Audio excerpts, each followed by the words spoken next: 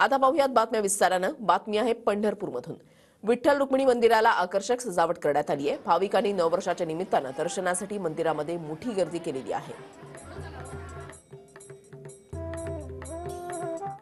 आज नवीन वर्षानिमित्त सगळीकडे खरं जल्लोष सुरू आहे। त्याच पद्धतीने पंढरपूरच्या विठ्ठल मंदिरात देखील अनेक भाविक हे खरं नवीन वर्षाची सुरुवात विठ्ठलाचे दर्शनाने करण्याकरता मोठ्या प्रमाणात भाविक जमलेले आपल्याला पाहायला मिळत आहे।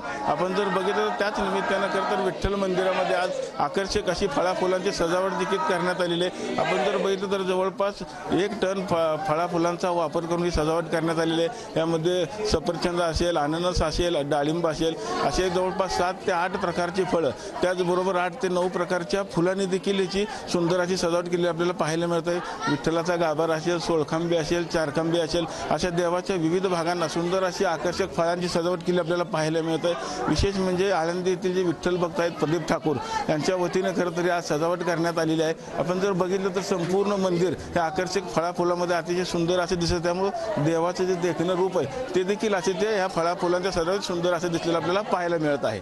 विठ्ठल मंदिरातून कॅमेरामन विनोद सह रवी लवेकर, TV9 मराठी।